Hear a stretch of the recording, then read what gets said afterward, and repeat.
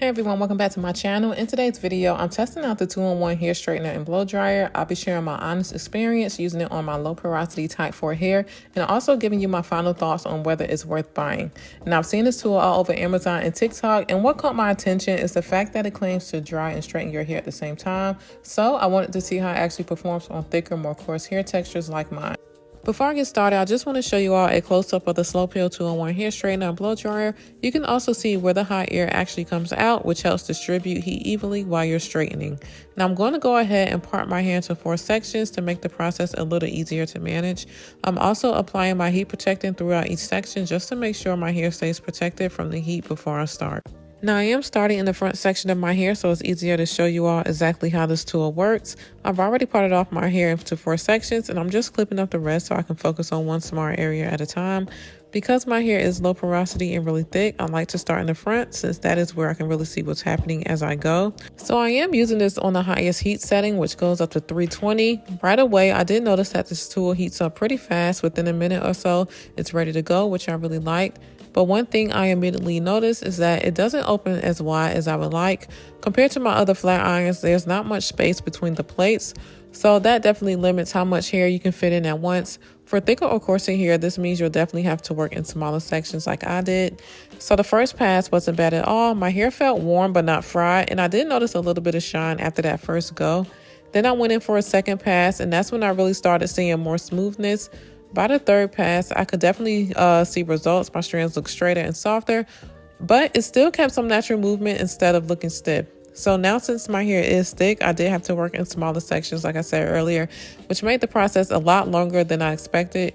Normally, when I use my regular blow dryer, I can be done in like 30 minutes or so. But with this tool, it took me close to 2 hours to get through my entire head.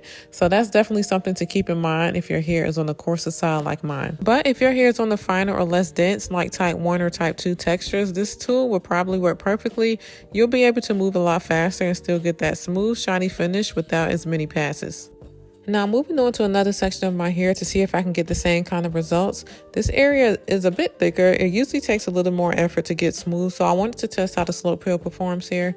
I went ahead and brushed through the section again, making sure it was fully detangled before starting.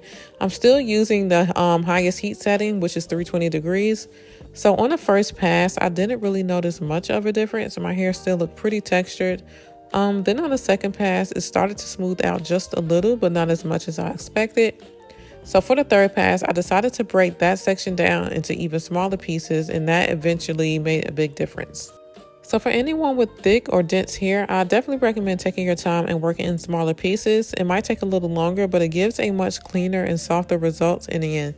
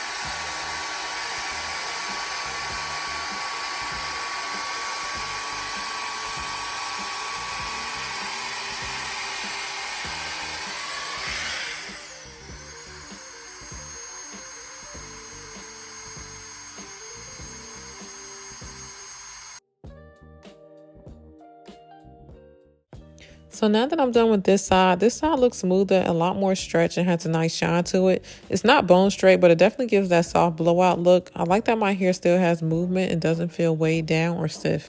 I think if you're going for a silk press look, you still need to follow up with the flat iron depending on your hair type and texture.